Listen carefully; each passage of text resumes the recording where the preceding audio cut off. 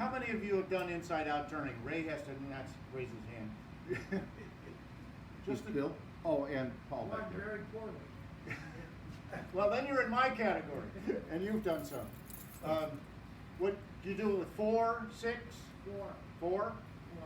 You ever take it beyond that? I can't count over One, but 4. it just didn't seem to work out right. Okay. Most people start with 4.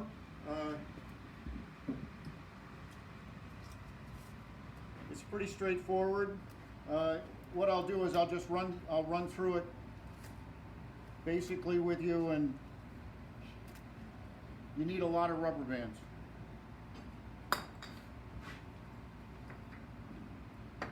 So you start out with 4 pieces of wood. It's pretty important that they're squares, so that you can turn them a bunch of different ways.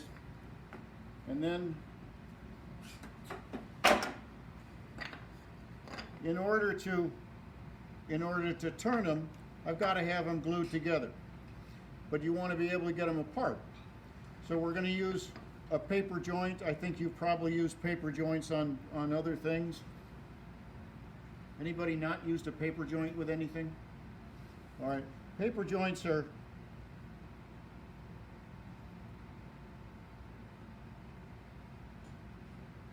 put too many on there. Paper joint is basically gluing a piece of paper. You can use newspaper, you can use brown paper. I like brown paper because I have a lot of bags. Basically what this is going to do is give you a separation line where we can break this open later pretty easily. It's a good strong joint. It'll put up with a lot of abuse in terms of turning, but yet it's easy to break apart. So I'll glue these two together. You can rub it a little and then I'll put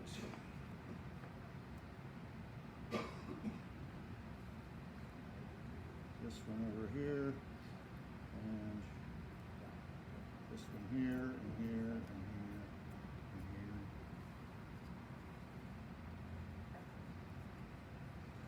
And then you want to make sure that you've got them all meeting at the center.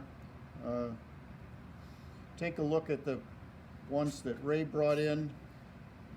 He's dealing with 8 pieces, and he managed to get them to meet pretty well on one side. The other side's not as good.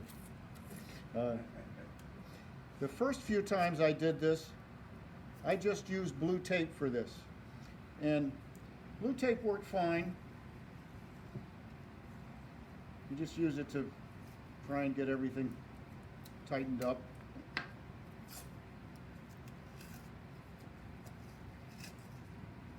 You mean you used it without the glue joint? What? Without the glue joint? No, I did it with the glue joint. Used the blue tape and the glue joint, and As a ran the. clamp, I'm using the blue tape really as a clamp, but I thought, and I actually did a lot of pieces this way. I thought that the blue tape was strong enough to actually use in turning, and I never had one blow up, but I finally got a little bit worried about it, and now before I turn these, I put strapping tape around here. So I'm using the tape with the filaments in it. Why do you use the blue tape then? I use the blue tape because it's a lot easier to put on here to get it tight, and then I either put the filament right over the top, or so. Now I have to leave this obviously until it dries. I'll take it to my chop saw when it's dry, and I'll square off both ends so I get something flat that I can easily mount between centers, and they look like this. This is the strapping tape, and then I mark the center, and I typically drill the center with, does anybody know what this drill bit's called? This is Drill, a what? that's a center point. Center, Center drill? Center, drill point countersink bit. A drill point countersink bit. It's not really a countersink, it's just for marking it's just for marking the center. No, but when you go here, at this point, that's the That counterpoint. will be a countersink, but Right. this is really just for mounting a center so that your drill doesn't wobble. I got this off, I use these on my metal lathe, but I realized that it works real well for this. And I drill both sides so that when I put it in here, There's more mass and tends to not flip around. so when I put it in here now, oh, here, this is even easier. Now that ring on the drive center and on the live center, that's the only thing that's really pushing against this wood, so it's not trying to open up and split at that glue joint.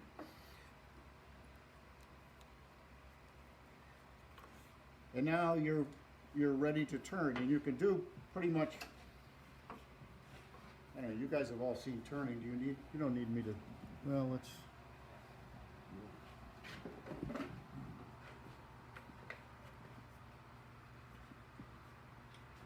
You all see the turning, you just wanna see if you can do it.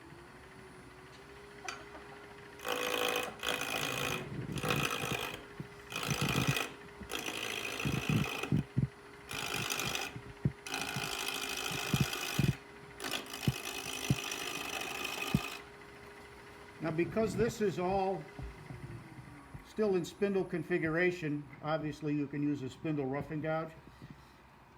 If I stopped right here, when I glued these back together, you wouldn't see anything. It's too, You have to go to the edge of each piece, right? yeah, pretty much. And I Turn the hole. and I try and go just past the center line.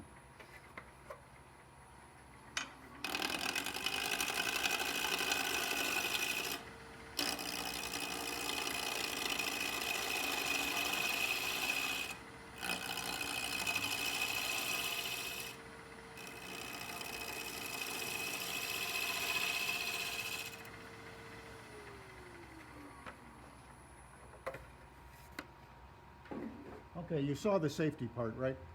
I'm probably not going to wear that again. If you look here, here you can, if you put something across between the points, you can begin to see what it's going to look like as you open this up. But you can see I've just barely started to do this, so I'm going to take it just a little bit further, and then we'll open this up and you can see what it looks like.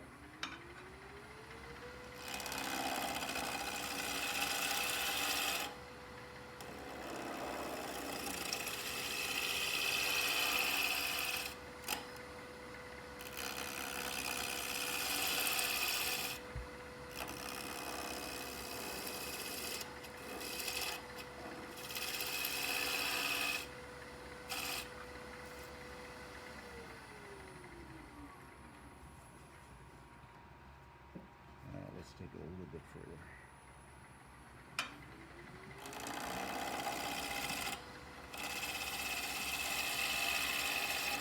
When I first started to do this, which really was quite recently, I was asked to do a demonstration on this for the Chicago Woodturners.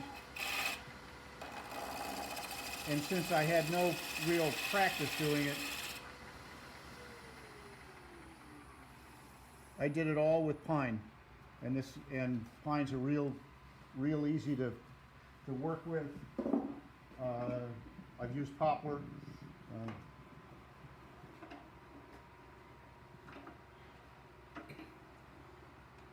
Okay, so now you can see that here's the line, and you can see we've cut through that on both sides, so we've cut past the center point. We've cut past that line right there. Am I getting that? Is that working with you? Is that good for you? I can see it. Okay, good. It's So actually- now- It's in 4K. I don't know if the projector can handle it, but it's. So now, once beautiful you've on done there. that, It looks good. once you've done that, now it's time to reverse them. So we, At this point, I would paint them. thank you. At this point, you'd sand them, then paint them, if that's what you were gonna do. Tool work is bad, I Yeah. think. Or, or whatever finish you're gonna use, because, as you'll be able to see from the ones that are finished, it's kinda hard to get in there later. So if you're gonna, for instance, if you're gonna use just a clear lacquer finish, finish this part here, but be careful about finishing up on these other sides, because you wanna make sure that your glue's gonna stick. Because the next step on this is actually gluing the whole thing together.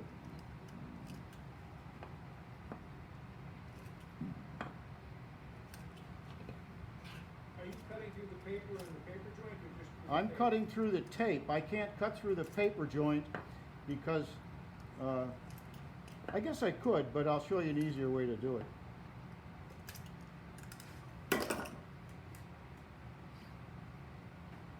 And that's to use a chisel Oh, it's on top, I got it. right down.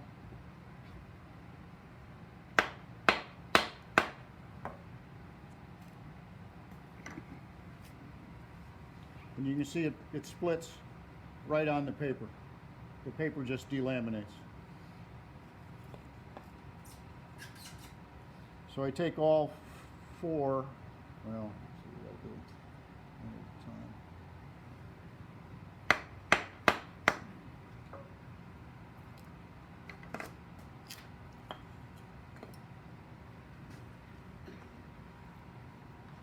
You need a bigger lathe. Yeah, American Beauty, right? Yeah. That Skaggs in here. You know what he'd say. Okay, so now this is the way. Wow. You definitely need to- Crap, now they're all mixed up, we'll never get them back. Yeah, now they're all mixed up. Okay. You do, sometimes it is critical to keep them in order, but I don't usually bother that much. But now this is the way they were, turned, and now we're going to turn each one of them 180 degrees.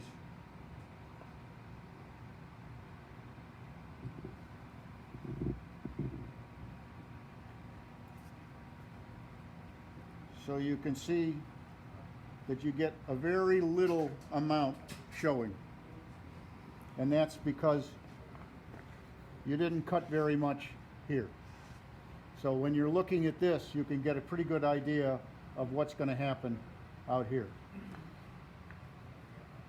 Now when you glue these all together, you take the tape off and you glue the entire face.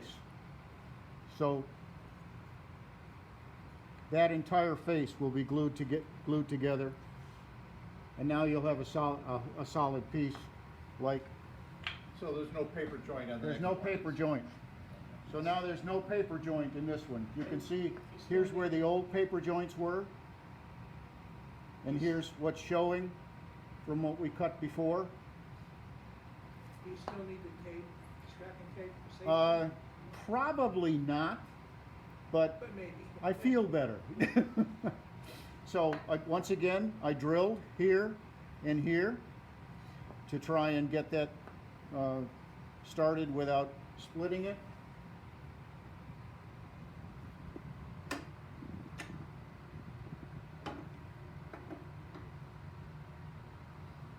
And now you're turning again. It's the same thing you were doing before.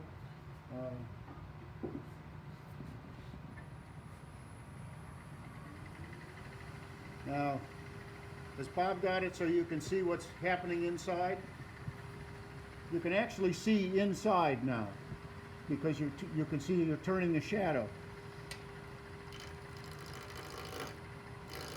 So can you see the shadow up here, right here, and also the shadow down in here? So now you know about what the thickness is that you're dealing with. And you can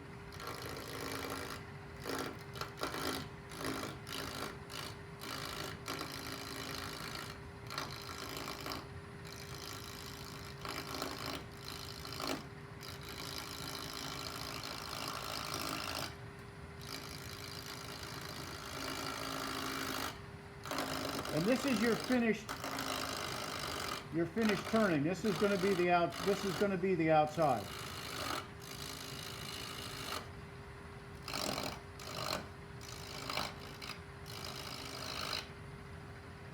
So now can you see that looks like about a 1/4 inch there? And if you look at it here,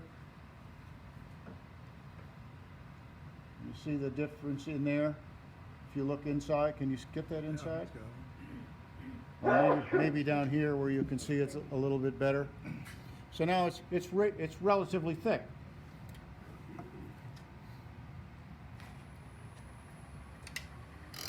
But because you can see it, it's fairly easy.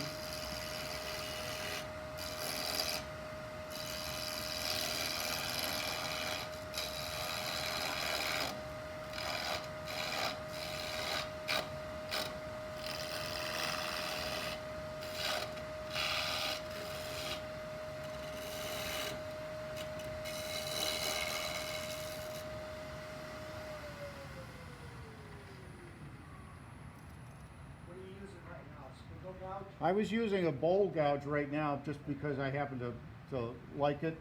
But you could use a spindle gouge on it. This is actually a detail gouge.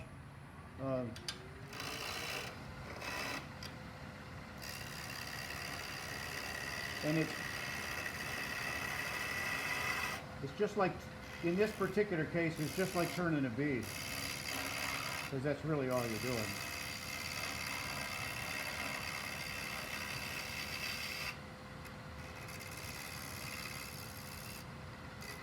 And I could even use the spindle roughing gouge.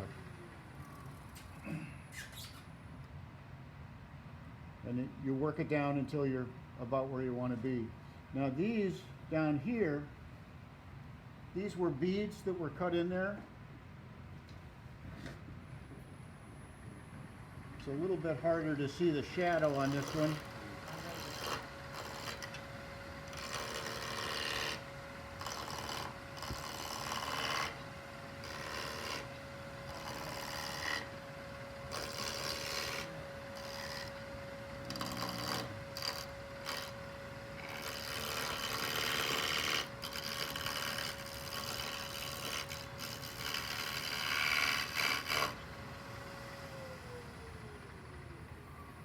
But this particular thing makes kind of an interesting shape. You see where they're starting to define coming around, and what that ends up looking like is this down on the bottom. And this is an example of just one of the other things. You can do anything you want with this, really, but can you pass that around? And this part right here, this is 4 again, and we're dealing with this, so it's like that. So 4 is pretty straightforward, and it's what most people start with. Ray brought in some that were done with what's called a Turner's diamond, which is this shape. We determined yours are 45 degrees down here, right? No. Ray's are 45 degrees, mine are 60 and 120. So when I put mine together, H, I, J, K, E, F, G, I can get 6 together. It's a little bit harder to glue up. But you can also glue with this particular diamond. You can glue them together in 3s. So now you have a couple different ways to work with this same piece. These are, Ray cuts his with a wedge, the segmenting jig for making wedges. It's a wedgie. I cut this with a table saw and a fence, This thickness right here is 3/4 because that's the wood I bought. I could have made it any thickness I wanted. And 3/4 obviously makes kind of a big star.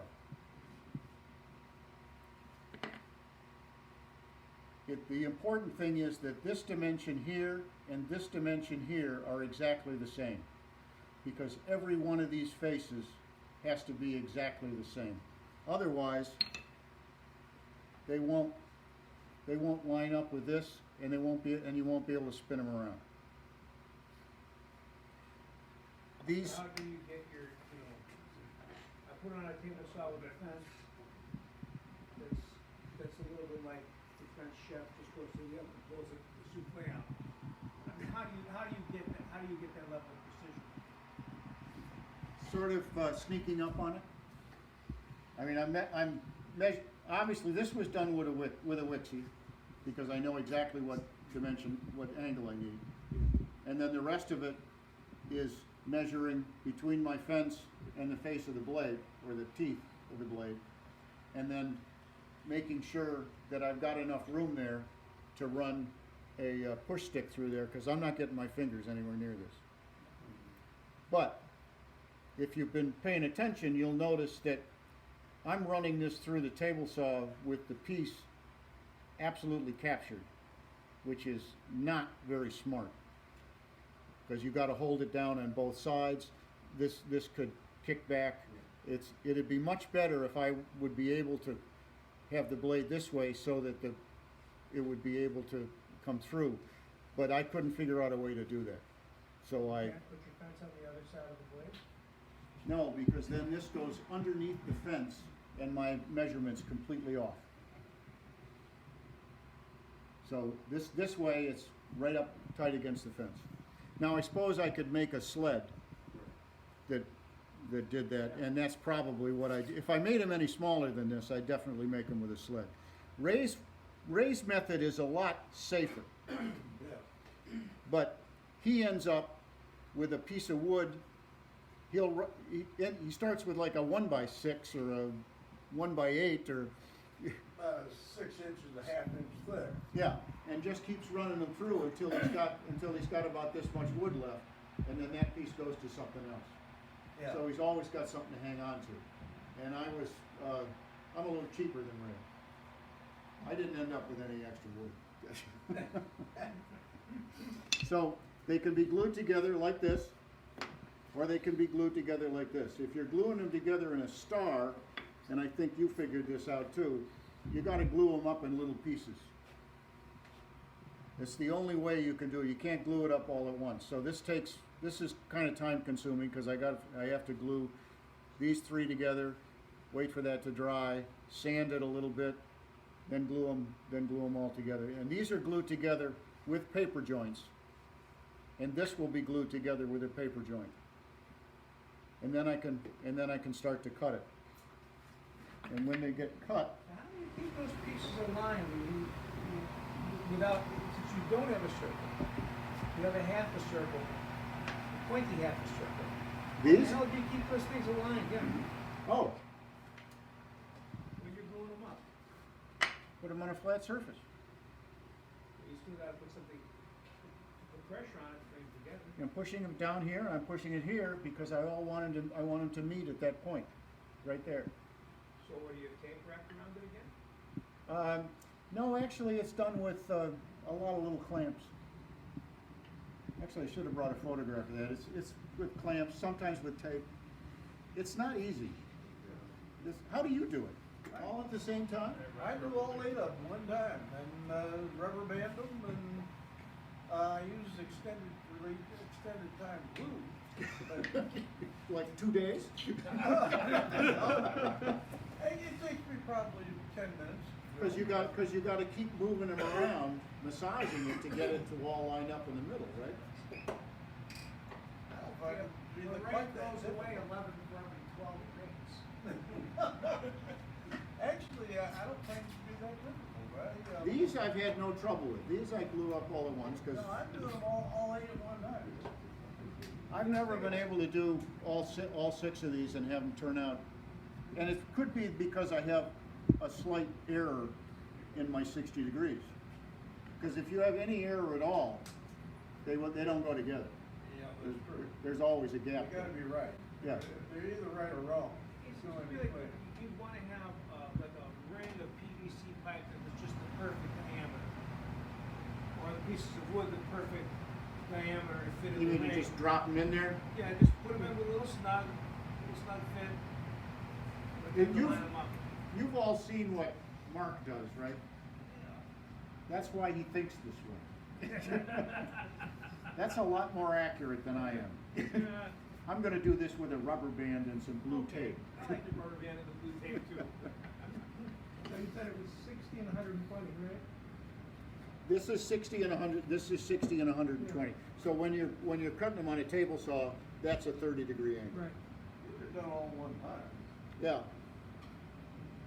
And those that Ray has it's done a similar way, it's just 2 extra pieces. And those are all 45s, right? Yeah, because they're eights. You gotta use 360. And Ray and I were talking about this earlier. This is something that I read recently, and I haven't tried, and neither has Ray. Ray's, if you only cut a triangle, an equilateral triangle like this, now when I glue them together, I can glue them so this point is all in this, all these points are in the center. I can take it apart and then glue it so all these points are in the center, cut it again, take it apart and glue it so all these points are in the center. So you can actually do it 3 times. I have no idea how that works. Cutting the equilateral triangle is a piece of cake. That's easy. Yeah, your way. Yeah, my way. My way it's impossible. So I'm gonna try yours, because I've got one of those sleds, so I'll, Yeah, you just said, as long as you get your blade set true 45. yeah. And you run as many as you want. But I'm looking forward to trying this where you get to cut it 3 times. So what does that look like once you turn it? 3 times? In reverse, no. What you got there? What these? Okay, so the first time you turn it, well, let's turn one. Let's turn one. With the 6 or the 3? Either, I don't care. Well, 3's kind of fun. I mean, the 6 is kind of fun. Yeah, that one of those examples you passed around is a 3. Well, when they get finished, here's a 3.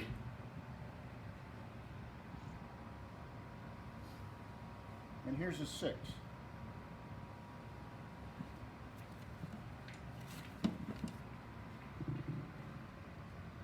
There's another 6.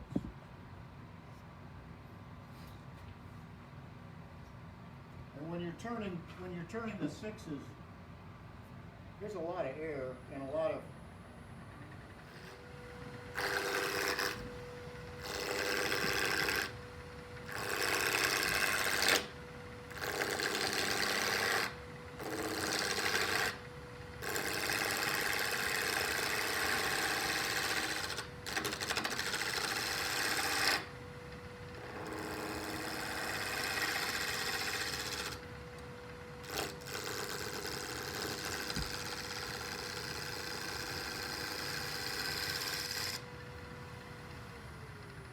and once again, you've got to cut past the center line, which I haven't done.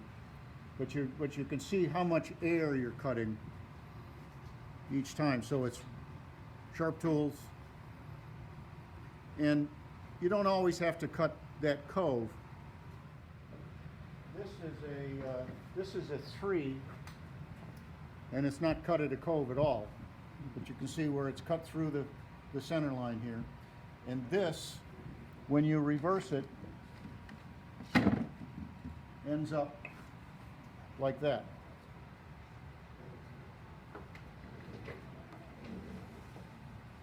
Because you can see this point here is right in there, right in there.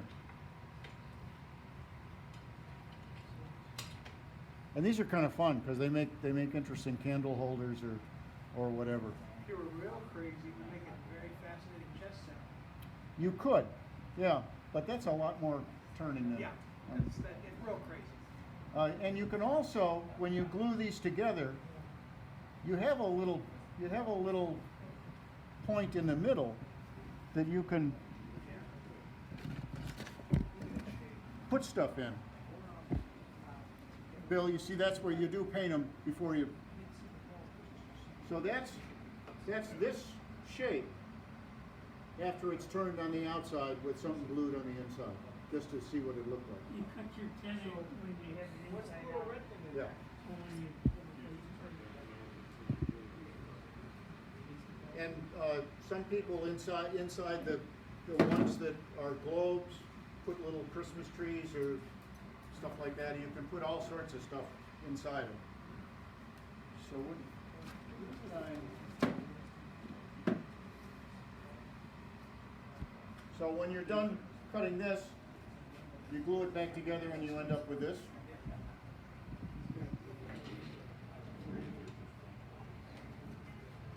Hold the one above.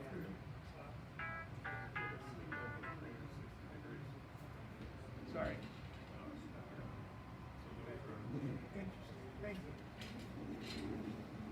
And you can see what the inside looks like in that. And then when you're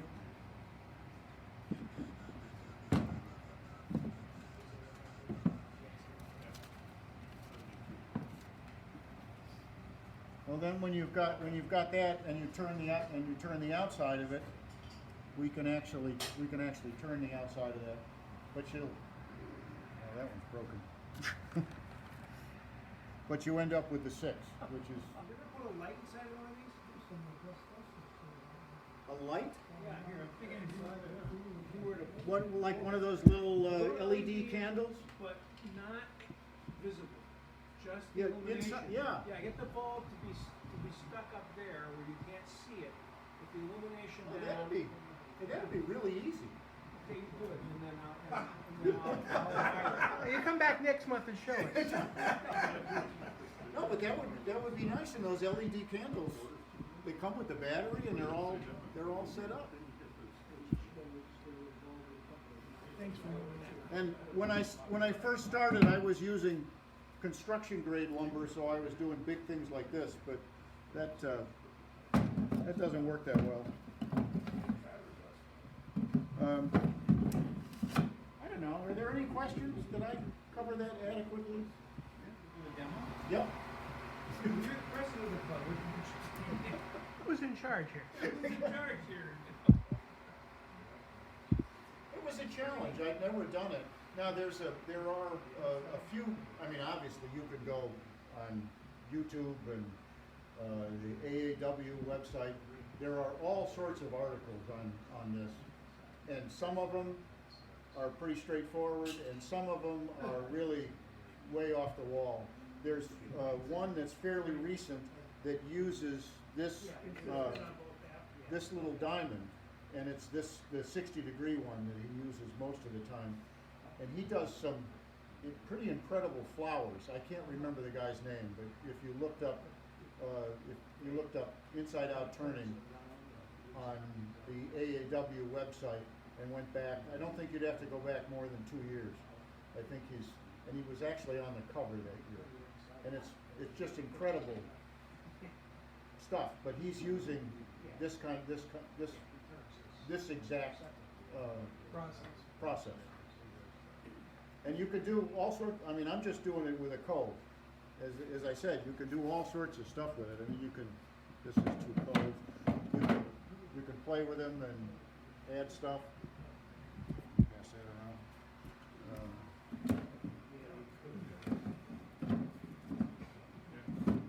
So that's after it's been reversed, yeah, okay. And then you can. I'm sorry, I'm limping through this. And then you can glue pieces together.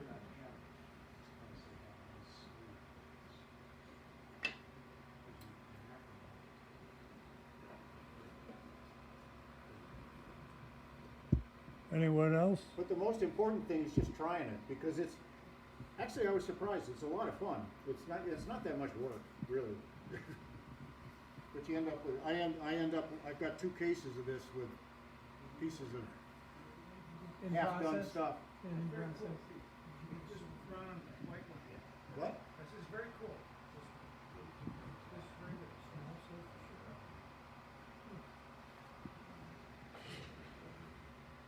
How big was that one when you started? That was, that one that Ray's got, Okay, it was that size. okay. So not big. Now, one of the things that I've seen a lot is that a lot of people don't like to do this between centers.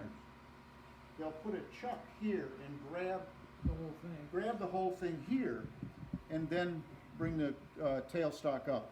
And there is an advantage to that in that you're holding everything together on this one side. But you already have got some stuff down here that's keeping you from turning very close to the bottom or close to the top. So it just restricts you a little bit more. And this, once you've got the tape on it, or some people use band clamps, which hose clamps, which that scares me, Yeah. because those hose clamps, you know, they've got that little thing on there, and I always get them pointed the wrong direction. And then I try and tape them down, and so I don't use them. But I do use them on segmented stuff to hold everything together. How But about heavy zip ties? there are a couple people who use heavy zip ties, but I don't think you can get a zip tie as tight as you can the strapping tape. Because you can just keep wrapping the strapping tape around until it's as tight as you want. Right. And the strapping tape is pretty hard to, yeah. This question's for Ray. Ray, how do you use your set easy sled to make those? I take I use only one ornament. I set it up at 90 degrees. Then I take a angle cube, zero it to my tabletop, and set my blade at 45. Or When 68. he's doing his at 30 rather than 45. I'll make that first cut. I'm actually using the stop I use to make segments as the stop when I get it set properly, so that the distance between the cuts got to be double the width of the board. I guess I didn't visualize how you're making that long. What he's using is the sled that he would normally cut the segments with. He's using that almost like a miter gauge. Yes. So that he's able to push the piece through the blade. So he's not using 3-foot long pieces. He's only using 18-inch pieces because he's got to get behind the blade. I use about 13 inches. Yeah. That's all I use. So he's starting out with a board which is 6 inches wide Yeah. by 12, 13 inches long, and cutting off little strips. And using the stop that you would use to determine the length of the segments to keep, that's where he pushes the board against, goes through, pushes the board against, goes through. Using the stop, so once you get it set up right, you got the same thing. You can do it all day. Boom, boom, Yeah. boom. And then the only problem is you end up with 2 or 3 inches of whatever stock you're cutting. You end up with that at the end because that's what you're holding on to. Well, So, if you set it at 30 degrees, you're gonna have less weights. yeah, Because at 45, the reason why I don't use that more, I'm not gonna get my fingers any closer than I need to. That blade sits at 45 degrees, and then when you run out, you put it up against the stop, you're teeter-tottering on it, forget that. yeah, Forget that, I'm just not doing it. That's firewood. yeah. I'll use it for something else, but I'll be darned if I'm gonna get my fingers that close to that blade. Well, now you use it to make segmented pieces. That's right. I can make segment pieces out of it, but really, it makes it so much easier, and if you're I using, hadn't thought of it, but you're right. I'm not going to do it my way again. Really, if you're using 30 degree marks for your 6 segments, you have less weights. And Yeah. that blade is 15 degrees less. Yep. Easier to set up, Probably, you know what, I'm gonna make some sixes. So, why not? Yeah. And as you saw I passed around the one that was maple and walnut. You can Mix do them all up, sorts. you can make three if you want. You can Three make different threes. colors. The other thing you can do is you can cut them like this, separate them, and then when you glue them back together, put a piece of veneer in there. Because so you can do a lot of stuff with it. You know, you could paint each piece differently, a different color. You could paint each piece differently. You can do all I was sorts of. thinking about turn- And the other switch thing red, that white, blue, red, white, blue. You can't get red, white, or blue wood, but Ray and I were talking about this. I don't know where did that go? Oh, this one. You could make these pieces up out of two triangles and have that be a piece of veneer. And you could, and if you thought about that right in here, you can see where the veneer would go in and out, and you'd get pretty interesting pattern. when you make these, when you guys make these sections, you're doing a short section, you're doing an 8-inch long section, making another 8-inch long section. You could get a longer board. You could get a longer board, but as soon as you get past 18 inches, you start to get some, inaccuracies. It doesn't work. Not worth it. Because you can't hang on to it. I was just thinking that would definitely give you the same dimension. Yeah, but I get your point. you just can't hang on to it. You've got to make and if, it's almost better to do them 6 inches at a time. I mean, it's, Yeah, but really, Yeah, okay. you know, shorter boards are fine with me, yeah, but you have so much more to do. Yeah. We finish it through the play. We took these and glue them in there. I could add another one. And then turn that. I could add another one right there. Yeah. See what he just mentioned? In one of these 6s, Yeah. you could add a whole nother layer of pieces out here. In different color wood and, yeah. Oh, ah. You could And they can get bigger and bigger. build the bricks big as you want. Yeah. But then the question is, okay, you did that. Do you take these out and turn them and turn it again? Or do you take these out, turn all these, put this back? We gotta try it every different way, so you'll Yeah. be turning for a while. And then how do you remember what you did? Change the color of the wood. Memory bank. You can,